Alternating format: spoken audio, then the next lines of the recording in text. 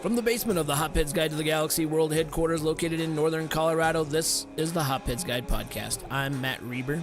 I'm Brown Jake. If Peter picked a pepper, would it turn into a sour beer? We answer that question and more on this episode of the Hotpits Guide Podcast.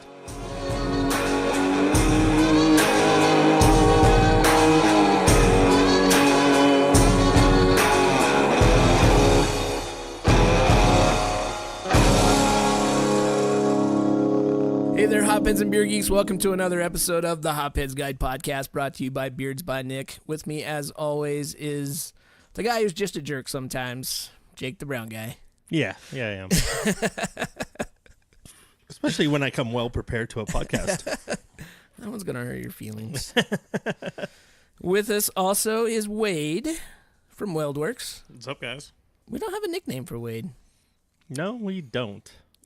We'll come up with something. Well, Uh-oh. Now I'm really worried. D. Wade the Brewer. Yeah, we can call you a brewer now, Yeah, you can. I guess. Technically the brewer. He's a brewer. A brewer. Yeah. A brewer, yeah. Well, we're here gathered today because today I got to interview Peter and Frezie Bouckaert from Purpose Brewing. Nice. And let me tell you, that was a fantastic interview. It was one of the most fun moments I've had doing an interview, getting to know them, because they are very interesting people. They have traveled the world. They have been in the brewing industry for longer than I've been alive, and have just so many great experiences to hear about that it was just really cool getting to talk to them. Purpose Brewing in Fort Collins is a very unique brewery, mainly because Peter Bouckaert has a mad scientist's mind. And, I mean, you've both been to the brewery. Oh, yeah. Actually, yes, I could put that on my list. It was part of the 100 last year of the 25 of the 100. Yeah. So you've tasted the beers, you know. Oh, yeah. I mean, his beers are, some of them are kind of out there. Oh, yeah. Yeah. And but in a good way. Yeah, he has a different take than most brewers, that's for damn sure. Yeah. And he just has a different perception on life than most brewers. Yeah. Just the way he lives his life is different than most brewers. And the same way with Frezie. She's they definitely feed off of each other. Their energy is very unique. And I think it's not just Peter's crazy mind that all of these crazy ideas come from. I think Frezie has a lot to do with it. Yeah, I've met Peter a couple times, and I mean, to say he's one of the first people to, like, revolutionize beer in America is, like, I mean, that's pretty undisputed at this point. He did change everything. Yeah. So it's one of those things where he's someone I definitely look up to, and his beers are so delicate and nuanced that, I mean, I come from a brewery where we hit you over the head with what it's supposed to be. So for him, his beers are like, they're for a purpose. You have to go and find what he's trying to express to you, and he does a really good job at it. There's no denying that. I mean, he has that experience and he has that drive, and he has a different take on it, and it's awesome. I love his beers. He's on a whole nother playing field now. Oh yeah. You know, we're all playing chess while he's playing Yahtzee. Okay, that's really weird. Or maybe we're playing Yahtzee, he's playing chess. Yeah. There you go, yeah. That's more probably of how a he's going. representation. Yeah, he's Yeah. a couple steps ahead of everybody, that's for sure. He's like, all sixes. Yeah, motherfucker, I got you guys. We're like, what the? Thought we were playing chess. I thought we were playing chess. Really throwing me off here. And I'm here playing dominoes. Enjoy my interview with Peter and Frezie Bouckaert from Purpose Brewing.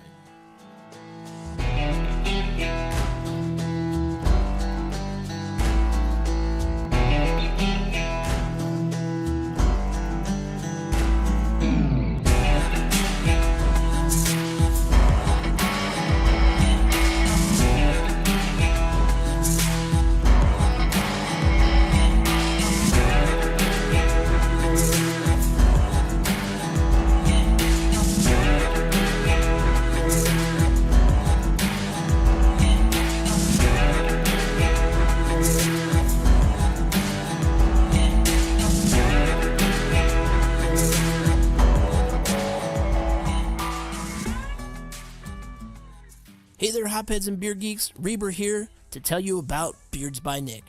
Beerds by Nick makes all of the great products you need to get your beard looking great. Everything from beard wash, mustache wax, beard oil, beard combs, and even beard wipes. If you're looking for a product to help keep your beard in shape without making it feel heavy, Nick's Beard Butter is the way to go. Go to beardsbynick.com, BEERDS, beardsbynick.com. Use the promo code GalaxyHops at checkout.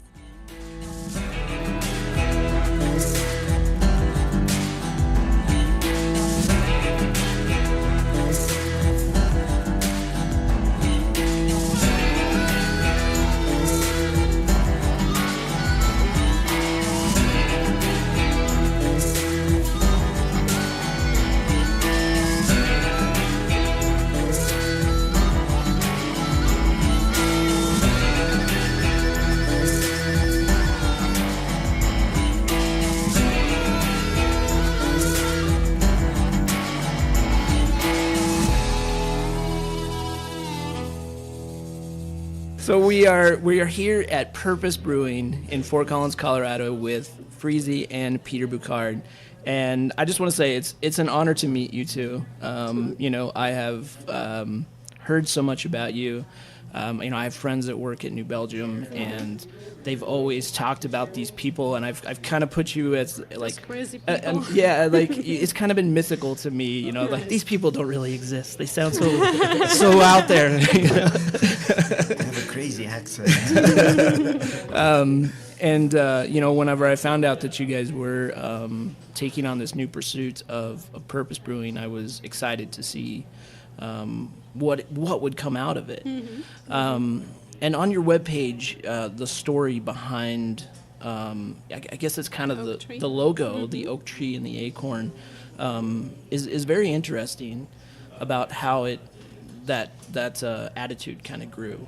And mm-hmm. Can you, for those that haven't read the story on your website, what's kind of the real meaning behind that? What's the real purpose of? Well, maybe it goes back, but you're gonna what we were just talking about sure. a little bit, because I was talking about the ladder of influence. As you grow up through your past, you see things in a different way. And so we were traveling in South Africa with our little tent, and we basically were backpacking, but with a car. And so we were on a camping spot next to a big trailer, and those people saw our easy, humble method of camping. Your little so pop they tent? invited us out for dinner, and so it came out that they were from closer to Cape Town, from basically that area called off, but it's basically like eastern Colorado, where there's not much trees, okay, and especially no beautiful trees, and so there was a shock to me that at a certain point the husband said, "From look an oak." And I'm like, okay, an oak. And I didn't say anything, but I was like, why is he stopping and saying this? And so I already had kicked around some acorns, like unrespectful for potential oaks. But to me, I didn't even see what he was seeing. Sure. I had to take a step back, and then I realized that he was living out on the plains, like in eastern Colorado or western Kansas, where there are no really good trees except on the rivers, and he came from that area, so an oak must be impressive for him. Mm-hmm. We grew up and we were still living in Belgium, and for us an oak was an oak. There's oaks, there's beech, there's a lot of beautiful trees in Belgium, and so they're like glass sculpture, they're there. Mm-hmm. But then hearing that from that person saying kind of reflects also for me on basically back on how you look to the world. He was making me see the oak. Right. I would never see it because my cultural background or where I grew up, we were just looking at an oak, and at the end I'm like, oh wow, an oak, because I started to see what he was seeing. Mm-hmm. And I think it reflects back on, and this is also what Purpose is about, and we're trying to go back to the roots, trying to be unobstructed by style guidelines, by other inhibitors. If people think that tomatoes don't fit in beer, well, that's for me a motivation Right. to use it and make something beautiful out of it. It's always in that direction that I'm thinking. Why not challenging saffron? Has kind of all the off flavors that you wish in beer. How can you make a beautiful beer with saffron? Right. Let's do it. That sounds way more fun than, oh, I don't like saffron style beers. The other thing I want to say, so Peter Bouckaert, and we couldn't go with Peter Brewing because some stuff already exists. Other breweries already exist. You have to go somewhere else. So we went with Purpose. The purpose of an acorn is to grow into an oak tree.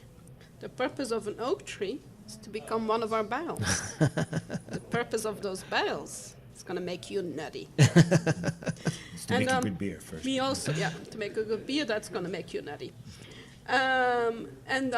We also made sure Belgium's shape was in our logo. Honestly, gives me a whole new perspective of the environment here, and honestly, how your beers make your customers feel, because they are so unique. Yeah. And did choosing Fort Collins have anything? I mean, did that have a big part to do with how you built your brewery, because you have such an educated customer base here? Or did you already have Purpose in mind and Fort Collins came because you're so familiar with it? Both. So we have been in Fort Collins since '96. I still work with New Belgium as well. And so right now I have a senior in high school. On that moment that we had to decide, we had 2 kids in high school.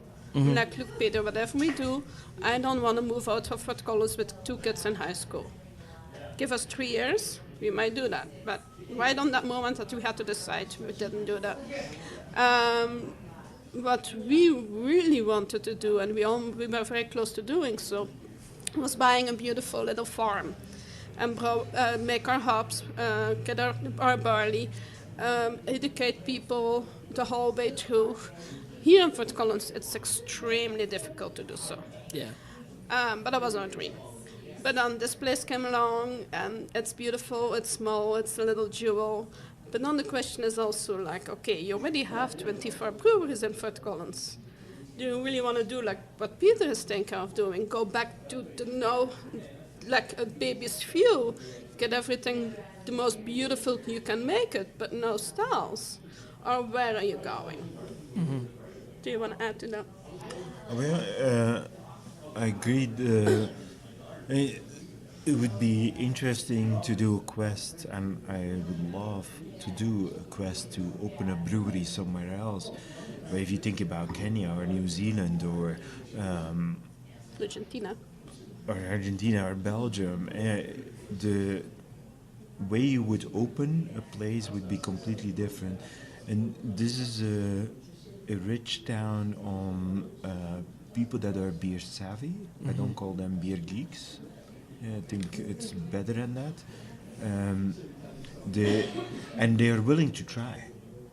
And so every week we have new beers on tap. And so in this town you can do that.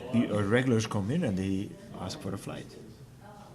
Because they don't know what the beers are going to be, and they can read a little bit up on our lager with lavendel and lemon and citron peel. Okay, it sounds interesting, but lavendel is kind of a hard one. And so we're trying to work with our ingredients in a very integral way, so that we're not going to make a lavender beer. We're going to make a beer with lavender and other stuff, and they will always be present, but they will be present in an integrated, beautiful way. And so here you can do that. People are willing to try. Sometimes it's a little bit difficult, because sometimes we have ingredients that are a little bit odd. And so, but people try it. Like we had a street taco beer. And people were like, do you have beer also? No, street taco is a beer. But just to give it a try, and that street taco is still a beer that people are asking for. Sure. So cilantro, cilantro, corn chips. Really? The whole rim was in it. It was really interesting, and it really came true as such. It was Really? like a liquid street taco. Wow. I missed that one. I wish I had got to try that one. Fort Collins is very savvy. They're an educated beer drinker, and is it hard to, I mean, you probably aren't trying to please everyone. I mean, it doesn't sound like that's really your style, but how do you introduce maybe somebody who's new to craft beer to these very unique flavors and styles? For me, those are the things I talk about at home. When you have somebody walking up and they're like, I only drink light beers. What do you have? And I pause a little bit. I'm like, what do you mean with light beer? Like light in color, light in calories, light in alcohol, light in flavor? Or I don't understand what you mean with light beer. And they're already taken aback about that. So you can open a conversation and start talking about it, and sometimes come from a whole different angle. Mm-hmm. And what do you like? What do you like from wines? What do you drink beyond beer? And based on that, I don't say a word. I just start to give them tasters. Yeah.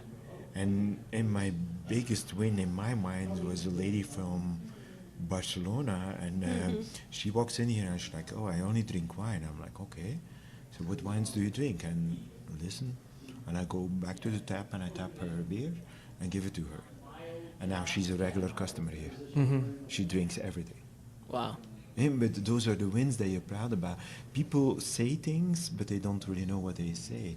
If she's from Barcelona, she doesn't like beer because she's only been exposed to a very small set of beers. Yeah. And she hasn't been incentivized or invited in going to the next step. And so suddenly here she's a captured audience, but you can start to talk them through things. Yeah. And so that, I think, are the biggest wins for me. And it's amazing. You can't convince everybody, but from those 100% beer people that are pronouncing something that they don't really like craft beers, you can convince 90% very easily. Yeah. The other 10%, maybe you don't get there, but okay. But beer has such a huge spectrum. It's amazing what you can do with beer compared to what you say with wine. I don't drink red wine anymore. It's the same taste almost all the time. Mm-hmm. I'm not saying anything bad about that, but it's way more in a box than beer is in a box. Yeah. If you're a wine drinker, in the US, I should say, because it's not true everywhere, you're exposed to limited range of flavor experiences. And there's not that much in a wine box that is gonna in a flavor depth. Mm-hmm. But in beer, we are luckily allowed to use quite a bit of ingredients, and you can go in completely different directions than. I feel sorry for winemakers, I really feel pity. It's like winemakers and German brewers, it's like the same. If you try to limit a chef to only use barley, yeast, and hops, I think everybody would immigrate somewhere else right away. The Reinheitsgebot you're talking about. But with that, I mean, you have a long beer history with Rodenbach and New Belgium, mm-hmm. And you even had your own brewery in mm-hmm. between there, right? Mm-hmm. Have there been influences from those other types of spirits that have kind of influenced how you do or what you do? I mean, many of them use oak barrels. So. Yeah, not only from the breweries Peter has been working on, but I think a lot like where we started, a lot from our traveling all over the world as well. Mm-hmm. Yeah, for me, the day that you don't learn is the day that you're dead. And so every day that you're looking back on the day and what did I learn? Mm-hmm. And you learn something, and what is it exactly? How are you going to keep that for posterity? Because I have a small brain, so I need to jot it down somewhere. Right. And so I developed a method to jot down what I learned today. And every day. Really? And I'm not going to be able to type that anymore when I'm dead, you know, so it's going to stop there. But any day, that goes back then to, for me, the 3 ingredients. You start with knowledge, you learn how to make beer, and it's basically is somebody conveying you, or in my case, going to brewing school, and you get a set of knowledge without much experience. Yeah. Experience you have to build, but then the creativity I think is as the third ingredient, knowledge, experience, and creativity, comes from any conversation you can have, or anything you see, or anything you feel, or Right. it doesn't matter.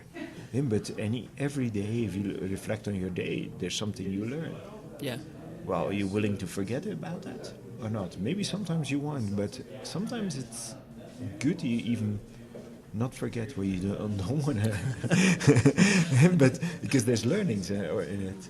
And so what are the learnings? And keep those, for me, building, and I have them in a searchable. It's a book, a searchable Word Right. document. You know, You have like Google in your brain, basically. Yeah, but you can Google it whenever you need to, because you're like, I worked with Quitlacoche. What the heck did I do with Quitlacoche? And I just type in Quitlacoche or Huitlacoche, depending on how you say it, and something comes up. Oh yeah, I don't have to do that. Oh, and that's the concentration that was good. But yeah, that beer that I'm gonna make is completely different. So maybe I need to go higher, Yeah. or whatever. So the influence is there. It's just kind of embedded within you. I mean, it's not on purpose. It's Yeah. just there. Yeah, it's interesting because, you know, I think brewers sometimes can be very intentional. You know, they go into it very intentional, but it sounds like your process is much more fluid. Yeah, but you have brewers who are intentionally focusing on something very narrow, kind of like winemakers, but do a damn good job about it. True. Yeah, and so that's then the beauty. And so Yeah. those are people you can learn from. Yeah. Yeah. So yeah, but this previous context, I always have to think about my dad. He's a sculptor. And if you ask him how long does it take to make your artwork, he always say 30 years and 3 weeks. 30 years and 3 weeks. So 3 Why weeks is- to actually have it in your work on the sculpture itself, Yeah. but 30 years building up towards that moment that you have the idea to make that Okay. piece. So all of those influences ahead of that moment Yeah. were part of it. Yeah, and that goes again to that ladder of inference. You keep on using what you know. Sometimes you know it unconscious. Because long time you thought you forgot, but while you're working on something, you're like, oh wait, so and so did that. Maybe I need to call him, or like suddenly things pop up because you're thinking actively on something new, and so that is how you keep on feeding from those 30 years, basically. Yeah. Yeah. Yeah. That's incredible. So we are surrounded by all these beautiful barrels. You're also a cooper, and you put on cooper classes. Yeah. So, I mean, what have you learned from becoming a cooper that has changed, you know, how you approach your barrel aging? Well, first, I'm not a cooper. There was a cooper here recently, and he was even saying it's really hard to make a barrel by hand. He had done it, and he could do it.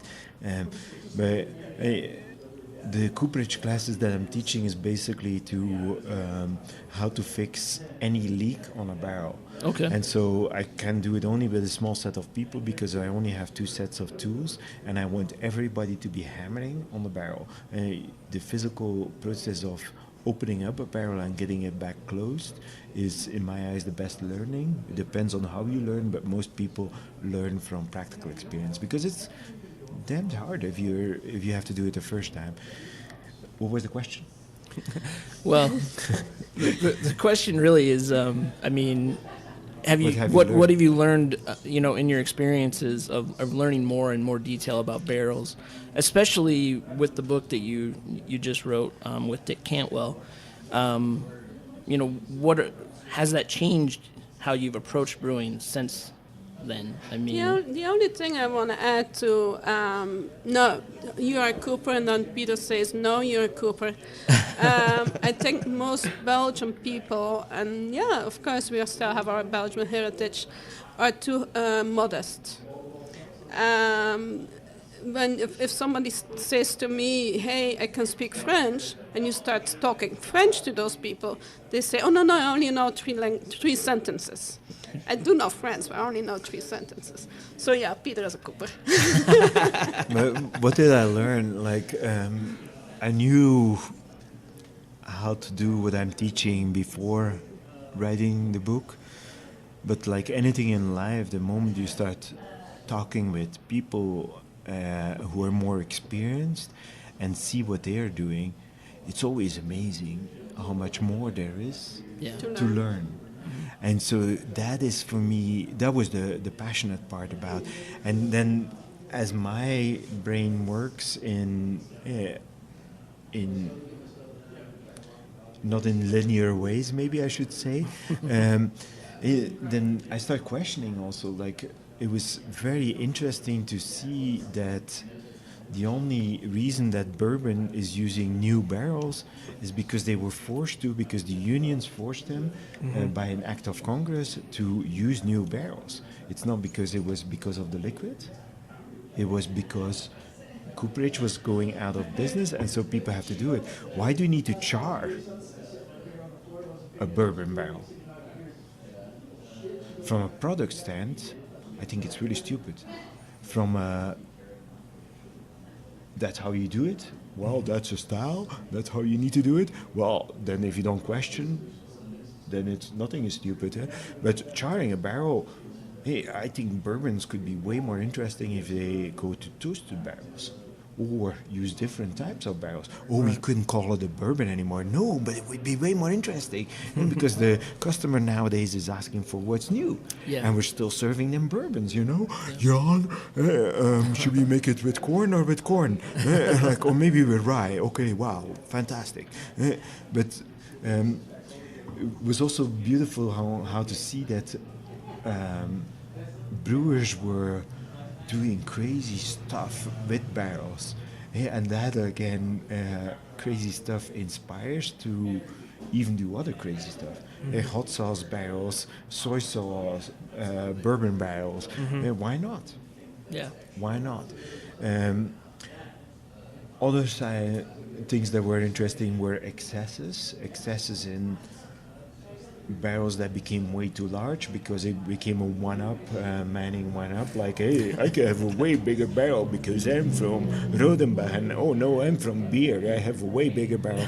Or reverse, where people shape a wooden barrel into an egg shape. How stupid is that? It's beautiful. It's fantastic to see that. Those people probably learned a lot on how to do it, and they didn't even use hoops anymore. They worked with internal stainless wires as hoops. But that's then the creativity about it. It's stupid and maybe way too expensive to make it in an egg, but what could I learn from making an egg-shaped fooder for my next cooperage? Yeah. Or for how else will that expire? Maybe I'm going to start using eggshells for a beer. I don't know. It doesn't matter how it crosses over.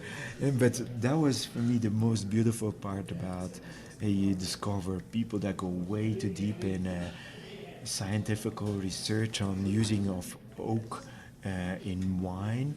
And your matrix that you're dealing with and that you're writing the book for, wood and beer, is different than wine. And so the potential extractions or microbiology interactions that you can get in a beer can deliver you a whole different product. I would love to take what I know about wood and beer into another product now, like wine. Yeah.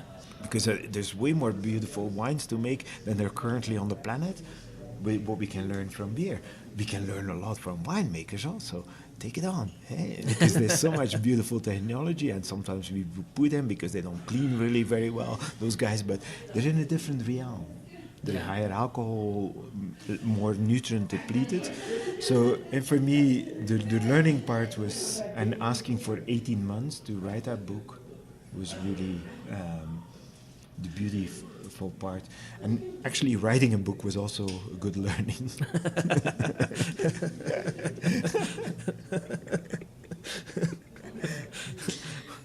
Well, I'm sure. I haven't got to read the book yet. I keep intending to pick it up, but as a home brewer, I've always been, I always dip my toe in using wood in beer. I've never just gone for it, and I've always wanted to. And I feel like maybe reading a book like that will inspire me to just jump into it and go for it.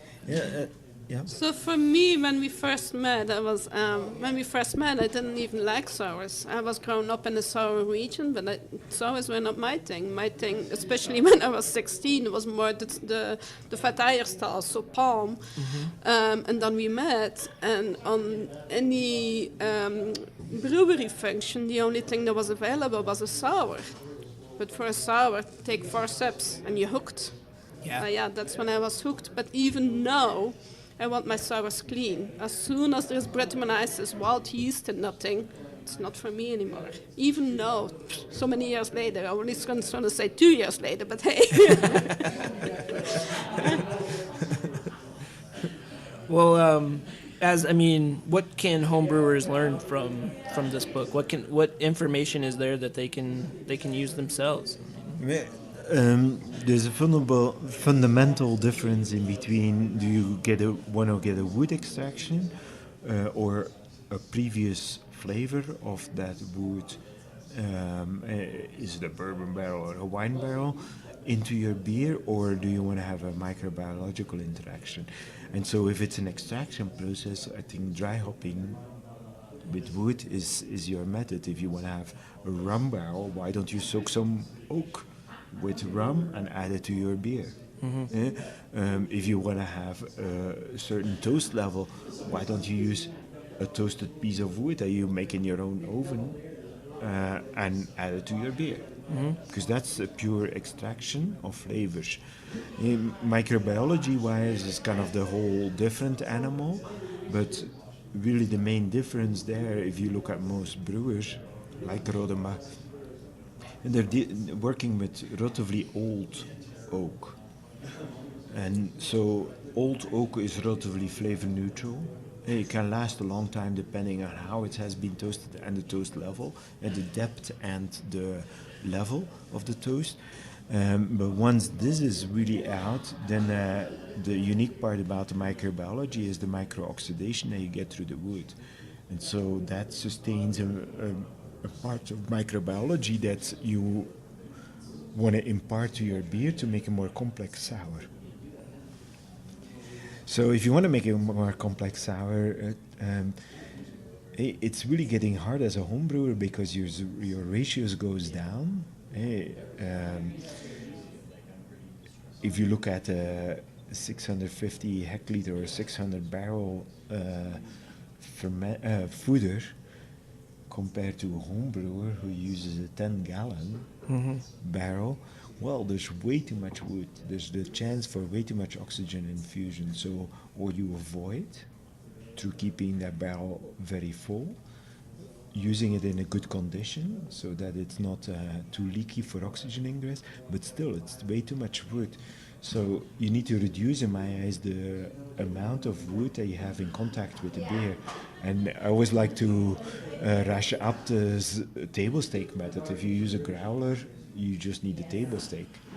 And you cut off the leg from a table at home when your wife doesn't see it, and you use that as the stop, and you store it on the side. So there's going to be small oxygen ingression that can feed that microbiology, and the ratio of that little table stake in the plug of a glass growler will be relatively similar to a barrel. And you don't need much more than that. And so again, it depends on do you go for flavor extraction, previous flavors that were in the barrel extraction, or souring?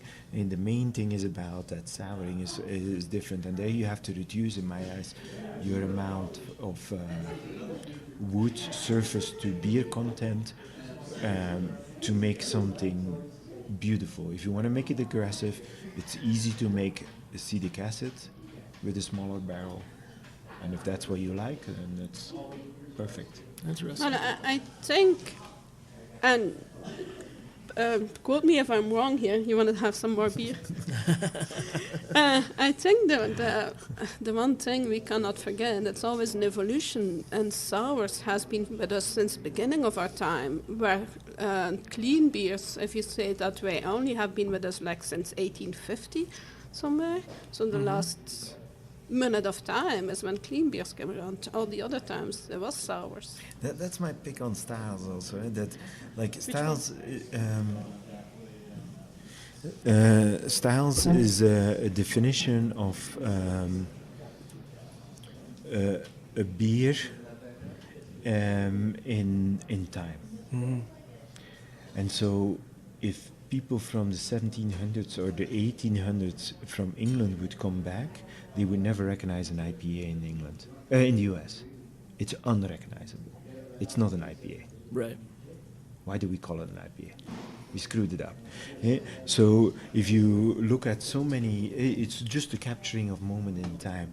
And I often, if I need to talk a bit more inspiring, I'm like, we've only been brewing for 7,000 years, 10,000 years, whatever. It doesn't matter. But it's a French guy, of all places, a French guy, who came in 1867 or 76, sorry, who published a book about beer, Louis Pasteur. And he said that we were making dirty beers and that we had to clean up our act. And ever since, people have been drinking less beer than all the times before. People were drinking beer because the water was not trusted. Sure. Yeah, and so people must have liked it because they were drinking it from the morning to the evening. Yeah. And so now we had a guy who recognized the yeast and who said we shouldn't bring in les maladies, the diseases of beer, basically other microorganisms, but sourdough. Things in nature, or none of them is made with a single culture. And that guy forced us to go away from it. Mm-hmm. And so as a home brewer, you're talking about what yeast you're using. Why? Because Charlie Papazian has been forcing you to think in style boxes. But if Charlie Papazian would have lived 1,000 years ago, I wonder how his book on styles would look. It would be completely unrecognizable for us, as that book is unrecognizable for them 1,000 years ago.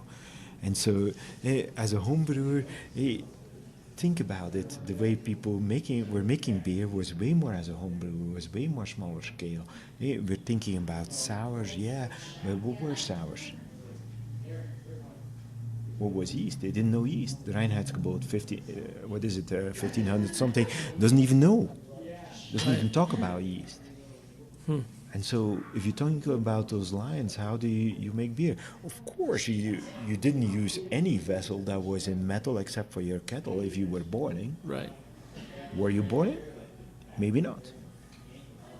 So, I love to always use that as an exposure from, if I'm a home brewer, how do I make a sour? Oh, wow, I will have a lot of fun on making my own bucket in wood. And mashing in that. Yeah. Of course, you use a wooden coolship. What else would you lose? It's like reds in there. But it's so simple, It's what you could do, and I was challenged homebrewers on that. think it's good that they learn to brew in styles, because trying to nail something is very educational to build on your knowledge, but it's not educational for the two other ingredients, experience and creativity. Yeah. And so it's good in that way, but how are you going to make a sour? Well, think. How the heck would they have done it 5,000 years ago? Because the beer was sour. Most beer that we tasted in Africa was sour, you know? Yeah. Because it came in a calabash who was sitting next to the hut outside with the flies floating on it, you know? Yeah. Yeah, that's how beer was. I'm kind of blown away right now because I spent the last year of my life studying and trying to become a BJCP judge. I've passed the test. I'm now recognized. I'm now judging competitions, but you're making me think now that, that pursuit was hopefully to make me a better brewer, to make me understand styles better and understand what I'm doing wrong whenever I get off flavors and things like that. I think that's important information, but now judging beers according to a style, you've got me thinking maybe that's wrong. Maybe that's not what it should be, not what drinking beer should be about. I'm not a brewer, absolutely not a brewer here. I can brew if I want to, but I'm absolutely not a brewer here. But if you give me a beer, the first thing I'm going to see is off flavors. If it has acetyl, Peter always asks me, hey, this beer, I really like it, but does it have Brettanomyces? I'm like, oh, get it away from me. Yes, it has Brettanomyces. Because you're very sensitive to that, yeah. But a lot of times, if it's two beers, just to make it easy, give me a Budweiser and a Coors. I'm not going to know which one of the two it is. Sure. But off flavors like that. Yeah. I think BCGP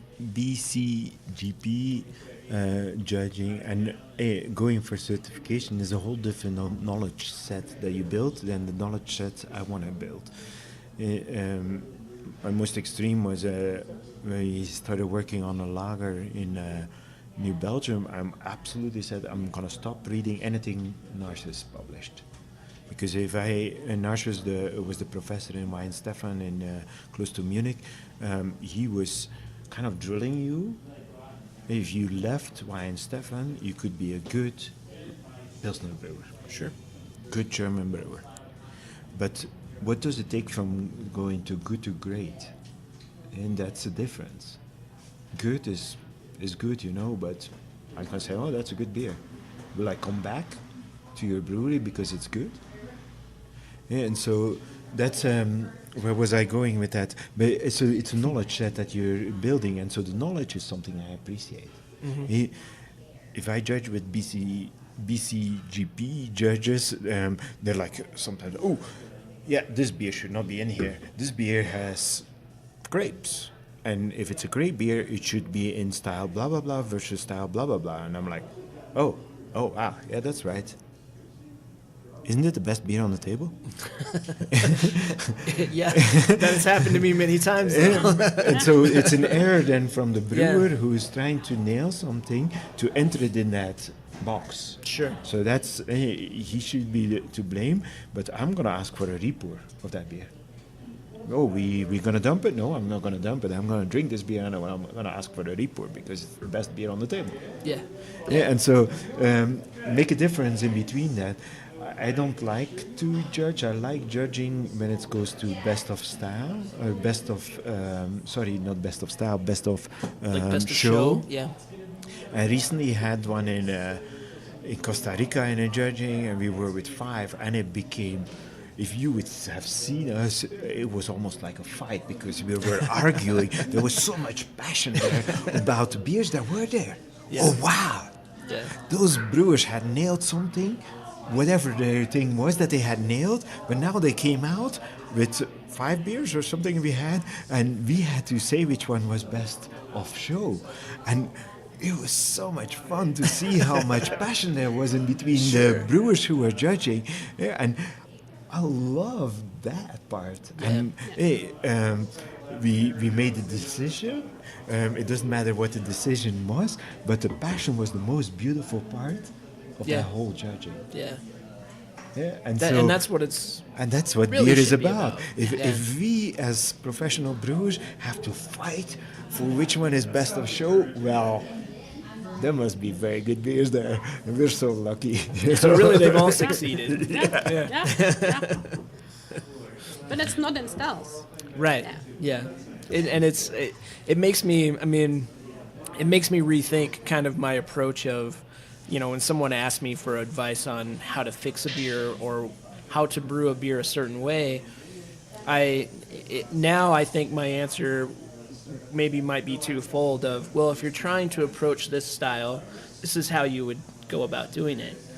But if you just want to brew something that you're going to enjoy, then be creative. And it's, I always write, look, this was the best beer on the table. yeah. And you didn't get a medal because you were off on ingredients or The process color. or Color. color, Yeah. whatever it is. And you just bluntly say it. This is the best beer on the table. Yeah. If I'm in a bar, I'm gonna drink your beer, Yeah. and I'm not gonna give it a medal. There's no discrepancy. Yeah. It is what it is. Unfortunately, if I wrote that and I was being evaluated by another judge, I would get dinged for my evaluation. Which is Sorry. a terrible thing about BJCP is you're stuck in those boxes. Yeah. And in order to advance as a judge, you have to do it a certain way. Yeah. And it's I hear that. Peter writes it, and he's still being asked to be a judge all the time. well, I'm not Peter. A crucial part on starting La Folie was maybe at that point we were tasting still return kegs, and we had a fat tire that was lactic infected. It didn't have any diacetyl. It was still kind of recognizable fat tire, but it was just a lactic growth, and so the lactic concentration had gone up, and it was there. And so we were tasting that in a taste panel, and in a taste panel, you're typically a machine. You're rating stuff. As a BCGP judge, you're a machine. You're rating stuff, and I can do that. And right away after I was done writing my notes, I'm like, okay, where's this keg? I need that keg. And I used it to inoculate my barrels with, Wow. because it was perfect. Yeah. It wasn't fat tire, but it was perfect for a different need. Yeah. Yeah. Yeah. So hey, you see the brain again working. Hey, yeah. Oh wow. Yeah, that's a reject. Where is this infection coming from? Can I see the tap line from that bar? Because it's probably a tap line infection. It couldn't come from the brewery. So you follow that track too as a brewer. Yeah. Because you need to correct how the people will perceive your beer. But there was something else that was really interesting for me to pursue. So I pursued. Yeah. You're both very creative people and very passionate about beer and what you do, obviously. Is it more of a yin and yang relationship, or is one of you trying to reel the other one in, or do you just feed off of each other's energy? I grew up, I'm the only girl, have 4 brothers. My dad is a sculptor. I had food on the table. I went traveling because he just sold a piece. The next month, we were hungry, being a sculptor. I became a certified financial planner. I worked on a desk 1 year. Don't put me on a desk anymore. And I always said, okay, I become a certified financial planner because I have a hard time to live like that all the time, up and down, up and down. I still married an artist. Well, I was drinking beer with her father, of course, and we were chatting about things that, and then her mother comes in who cooks a lot, and she's like, hey, do you know this ingredient? Purslane, I think is the English name. The last time I'm like, what is this? She's like, yeah, you have to really get this in the morning because then the malic is way higher than and the bitterness. Then in the evening, you need to get that. Tomorrow morning. It's a little plant. It's a weed here in Colorado, but it's really in the morning. It's very good. And so, for me, I'm that wandering brain. I think I'm financial accountable. More than my dad, that's for sure. But life is about exploration, and so exploration is we married saying that we wanted to see the world. Yeah. And we traveled with our tent in Africa and in Jamaica, and camping out in Jamaica was interesting, you know. But that's how we married, because we wanted to see the world. We wanted to be exposed to new things, new people, new ways of living, understand also instead of being judgmental about it, and that opens you to new things always. So what is what's the future of Purpose look like? What are I know that you're kind of artistic and you kind of live this, but I know there's a plan, right? You answer first. I know what I'm going to answer. oh, if you know, you go ahead. No, you go. For me, Purpose, it came from looking around what was happening in the industry and really starting to think about, okay, New Belgium was a really great learning run. What am I missing? What is the thing I would like to learn? What is it that I really want to do? And it became really about how can I add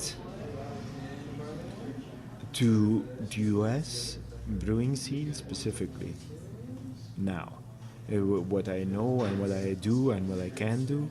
And for me, it was just playing around with the concept. And so for me, it's been, or life has been like this. From time to time, we start to search different paths. And so we are in a different path.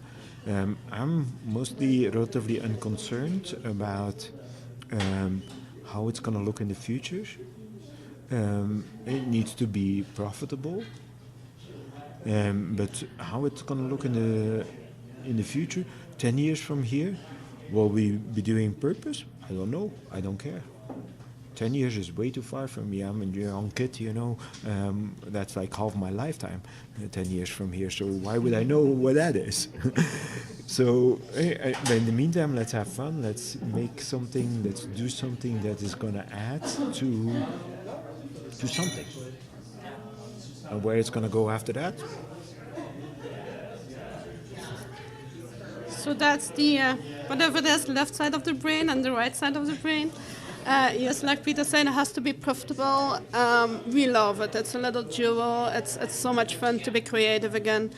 But what are we? Friday, Wednesday evening, I have two sons. One is going to be business computer science, and the other one is going to start OSU next year to become a brewer. We already asked him, hey, do you come back to Fort Collins? He's like, Mom, that's way too long. That's 10 years. The 10-year plan that he cannot know, that Peter does not know. My son, of course, does not know neither. But who knows? It's fun. It's a fun project right now. And yeah, who knows where the future brings us. Well, it's been. I know you guys have other things you got to get done today, so I'm not going to take too much of your time. But I've really enjoyed this conversation. I've learned not only a lot about you guys, but a different view, a different approach to brewing and beer. And I hope it. I'm excited to see what the future brings here, because it's. I think it's going to change the landscape of Fort Collins. But if anything, if it changes anybody's mind like you guys have me today, then I think there's a very great future. It's only beer, you know. We should know the difference. Cheers, guys.